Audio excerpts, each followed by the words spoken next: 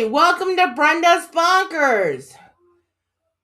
So I've been dealing with a little bit of some of the negative symptoms. I've been still trying to get my cleaning done and my decluttering, but it's been really rough. I haven't been doing too well. I only filled up one garbage can last week to tell you how I've been doing. So I don't have a lot of motivation. In fact, I have to apologize that I'm getting this video out late. I haven't really been interested in making a video, which is kind of odd for me because I enjoy making videos. Another negative symptom that I have is my memory. So, at a party a couple weeks ago, my mom told me she was going in the hospital to have surgery. I didn't write it down, I didn't think about it. And then all of a sudden, she called me and told me she was out of the hospital, which I'm grateful that it was minor surgery and she got out of the hospital just fine. But I had completely forgot that she was even going to have surgery. I'm glad that my brother handled it and took care of her. But I felt kind of bad that I didn't even remember or think about the fact that she was having surgery, to give you an idea about how my memory goes sometimes. So another thing that happened was the DNA came back for my youngest son. So I can compare him and my daughter. They both have the same parents. They both have the same mom, which is me, and my husband, which is their dad. So anyways, my son had 19 regions, where my daughter had 23 regions. My son was 37% Swedish, and my daughter is 33% Swedish. So Swedish is their top one. Then my son had 17% Nigeria, and my daughter has 20% Nigeria.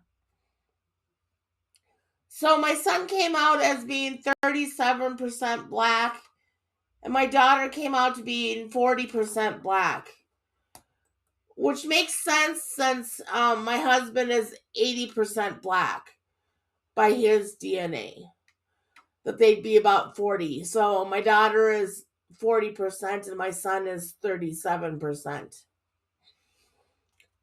One thing I found interesting is I have French Canadian in my DNA, but I don't have France.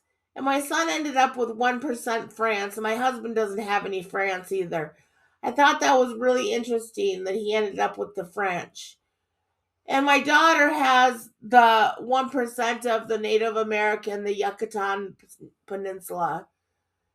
And my son didn't have that. So she's 1% Native American, where he is not any part Native American according to his DNA. So the DNA was kind of interesting to get back to compare the two kids. Let's see what else. Let's talk about ICE. ICE has been in my neighborhood. They staged where a woman's car was broken down. Somebody came out to help her, and they got taken by ICE. And that was in our neighborhood.